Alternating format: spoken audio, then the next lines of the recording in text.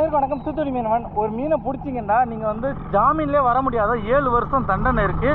இந்த வீடியோ வந்து ஒரு விழிப்புணர்வுக்காக தான்.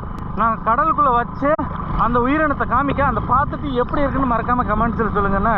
தயவுசெய்து அந்த உயிரினத்தை பார்த்தீங்கன்னா நீங்கள் வந்து கடலில் விட்டுருங்க. தயவுசெய்து யாருமே பிடிக்காது.